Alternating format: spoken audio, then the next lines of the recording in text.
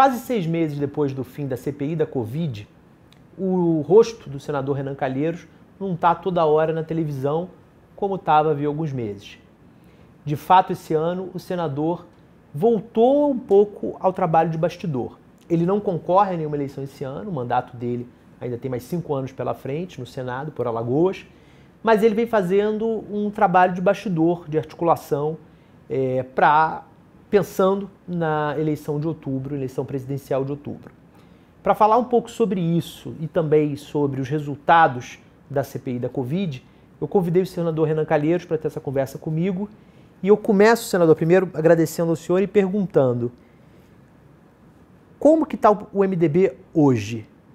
Há uma candidatura da Simone Tebet, mas que está baixa nas pesquisas, ela ainda não conseguiu crescer nas pesquisas, mas há setores, bastante diretórios do partido que querem apoiar o ex-presidente Lula. Como é que está isso hoje?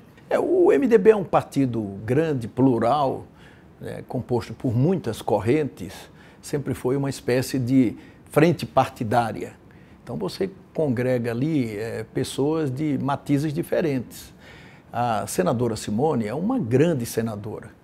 Eu, por exemplo, votei com ela na eleição para a presidência do Senado. E sempre a convidei para intensamente participar dos trabalhos da Comissão Parlamentar de Inquérito. O que eu vou dizer assim é com muita autoridade, sobretudo das pessoas que têm responsabilidade com a condução partidária nos estados. Como você sabe, o MDB tem alguns governadores, 3 exatamente, né? Tem prefeitura das capitais, muitas prefeituras, e foi novamente o partido na última eleição municipal que teve o maior número de votos. O sonho do MDB é ter um candidato a presidente da República competitivo. Sendo um candidato competitivo, ele ajudará nos palanques estaduais. Não sendo competitivo, prejudicará. Na eleição passada, o nosso candidato não era competitivo, teve apenas 1% dos votos, e isso colaborou para a redução da bancada do MDB na Câmara para metade e no Senado para quase a metade. Eu entendo que se houver uma mexida na fotografia das pesquisas, será muito bom. Aproximará o MDB de ter uma candidata competitiva. Se não houver essa modificação, eu acho, sinceramente, essa é uma posição pessoal, mas eu vou defendê-la no partido, que o MDB deve apoiar o Lula desde o primeiro turno. E qual é o tempo, qual o limite para se decidir se a Simone é competitiva ou não? Eu acho ali abril, maio, no máximo, pelo bom senso da senadora Simone, se ela crescer, se a fotografia da pesquisa mudar, né, ótimo, né? Ela será uma candidata assim com o apoio de muita gente do partido. Se ela não crescer, ela própria vai entender essa realidade. Nós ficamos de conversar com alguns setores do MDB que, com essa avaliação, admite a possibilidade de apoiar o presidente Lula desde o primeiro turno, e eu vou, independentemente desse crescimento da pesquisa, me dedicar um pouco a essa tarefa.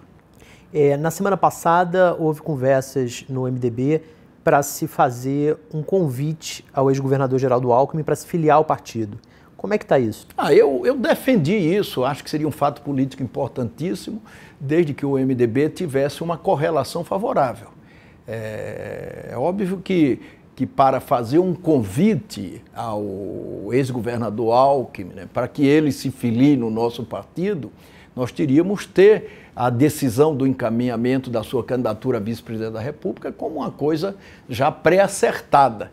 Como esse cenário não existe, quer dizer, isso ficou numa posição meramente pessoal minha, mas eu acho que o MDB tem que criar fatos políticos e, como o maior partido, se colocar no jogo, no dia a dia da política. Eu acho que isso, sem dúvida nenhuma, engrandecerá o MDB. O partido hoje enxerga o impeachment da ex-presidente Dilma de uma maneira diferente, ou pelo menos setores dele? Enxerga sim. Porque aquilo foi uma circunstância duríssima do ponto de vista econômico, né, do ponto de vista político. Nós estávamos vivendo a efervescência da criminalização. Eu era presidente do Senado Federal e do Congresso Nacional. Eu vivi aquilo um pouco por dentro, né? E sem dúvida nenhuma que houve uma forçação definida por uma maioria de quase 60 senadores num colegiado de 81. Sinceramente, eu não acredito que o Senado hoje aprovaria o impeachment da presidente por crime de responsabilidade fiscal que não houve. Acho que aquilo foi uma circunstância que não pode se repetir. Eu, ao final e ao cabo, fiz uma questão de ordem e coloquei a questão da elegibilidade da presidente que estava sendo afastada. E nós acabamos ganhando, porque não havia, assim, um entendimento, um sentimento claro com relação à participação dela na responsabilidade fiscal. Senador, para essa possível aliança entre MDB e PT se repetir, né, como houve por 2 vezes, inclusive o MDB na vice, esse ponto do impeachment é algo que tem que ser discutido, né, porque existe uma figura muito importante no MDB, que é o ex-presidente Temer, e existe no PT a ex-presidente Dilma. Isso é assunto das suas conversas com o ex-presidente Lula? Vocês falam de como transpor esse obstáculo? Não, em nenhum momento nós tratamos da possibilidade do MDB indicar o vice, né?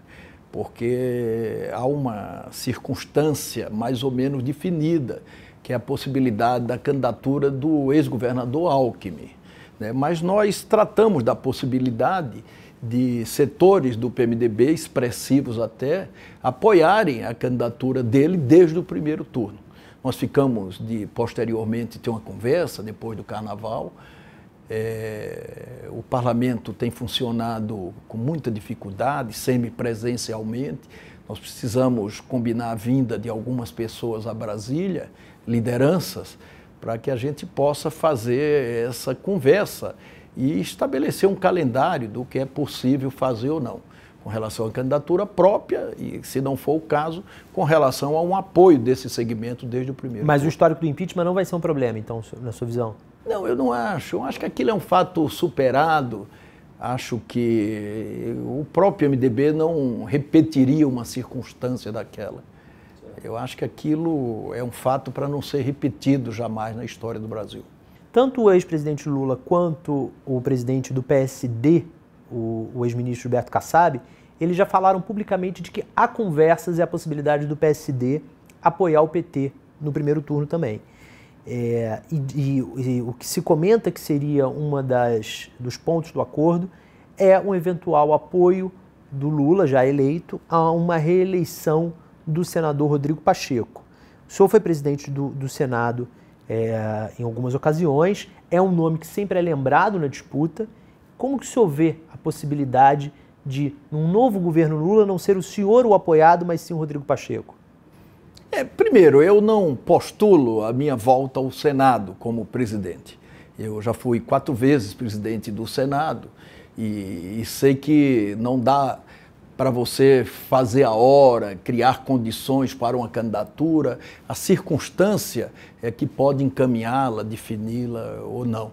Eu acho provável a possibilidade de ocorrer uma reeleição do Rodrigo Pacheco, que é um grande quadro, é senador de um estado muito importante, né, e está conduzindo bem o Senado. Eu tenho algumas restrições de ordem prática, pontual, mas eu considero esse cenário dessa forma, né? E acho que talvez isso não faça parte, né, da relação de entendimentos entre o PSD e o presidente da República, na hipótese da eleição do Lula.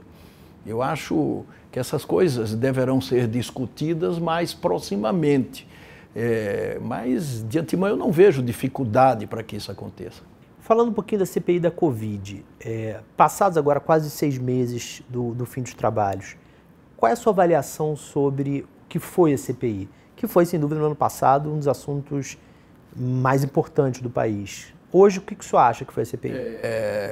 A CPI, ela foi uma comissão parlamentar de inquérito única, né? Ela apurou fatos que não estavam sendo apurados à luz do dia, com o acompanhamento da sociedade, com grande apoio das redes sociais e dos meios de comunicação, né? Ela indiciou mais de 80 pessoas, físicas e jurídicas, e indiciou também o presidente da República em vários crimes. Eu acho que houve um erro estratégico. Nós poderíamos, ao invés de ter encerrado a comissão parlamentar de inquérito, ter mandado para a Procuradoria-Geral da República um relatório, um pré-relatório com todas as provas consubstanciadas, porque a própria CPI cuidaria de fiscalizar o Ministério Público Federal naquilo que lhe diz respeito com relação ao encaminhamento. Cabe à Procuradoria-Geral da República, com relação àquelas pessoas que têm foro especial, encaminhar 3 providências. Dar continuidade à investigação, que é o que se espera e que sempre aconteceu, fazer a denúncia na medida em que haja da Procuradoria o convencimento de que as provas são satisfatórias, ou então arquivar diante da inexistência de prova. O que fez o procurador? Equivocadamente, o procurador fez uma petição sigilosa ao Supremo Tribunal Federal, que só na semana passada nós tivemos conhecimento do teor de uma delas, e que encaminha um pedido de individualização de provas. Nós já mandamos em pelo menos 4 oportunidades a reedição dessas provas para o Ministério Público. Ora, com relação ao presidente Bolsonaro, 80% dessas provas são públicas, confessadas.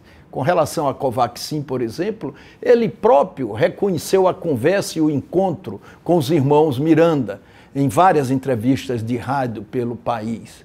Quer dizer, não há nenhuma dúvida com relação a isso, né? Mas nós precisamos, do ponto de vista do Senado, do Congresso Nacional, cobrar responsabilidade do Procurador-Geral da República, para que ele tome uma dessas 3 providências. Ou ele dá continuidade à investigação, ou ele denuncia as pessoas que foram indiciadas, que têm foro especial, ou ele arquiva, se ele entender que não há prova. Mas ele não pode vislumbrar um 4º encaminhamento, que lamentavelmente foi o que ele fez. Se ele insistir nesse 4º encaminhamento, o Senado está disposto a tomar algum tipo de providência para uma responsabilização dele? Eu acho que não terá como não tomar, né? A jurisdição do Procurador-Geral da República é do Senado Federal. O eventual impeachment cabe aos senadores decidir, né? Cabe aos senadores. E encaminhar, né? Encaminhar. Se o impeachment será aprovado ou não, isso é uma outra circunstância. Mas como a jurisdição do procurador é do Senado, eu vejo, pelo menos naquelas pessoas que se identificaram no aprofundamento da investigação, em solidariedade ou em apoio à própria comissão parlamentar de inquérito, à sociedade, sobretudo, cobra que, se não houver um encaminhamento, que haja esse encaminhamento do ponto de vista do Senado Federal. Aliás, é papel constitucional do Senado. Recentemente, o senador Randolfo Rodrigues, que foi vice-presidente da CPI da Covid, ele anunciou que iria recolher assinaturas para criar uma segunda CPI da Covid e dar continuidade àqueles trabalhos. Como é que está isso? Há um desejo muito forte, inclusive meu, de que, em função dos novos fatos determinados, vacinação de criança, por exemplo, que também foi tratada da mesma forma pelo negacionismo do ministro da Saúde e do presidente da República, se faça também essas investigações. É evidente que em ano eleitoral é sempre mais difícil você coletar as assinaturas mínimas necessárias. Mas eu também vou conversar com algumas pessoas e, em solidariedade e em apoio ao senador Randolfo Rodrigues, eu vou tentar cumprir essa tarefa. Tá certo. Muito obrigado, senador. Bom trabalho esse ano. Obrigado, Guilherme.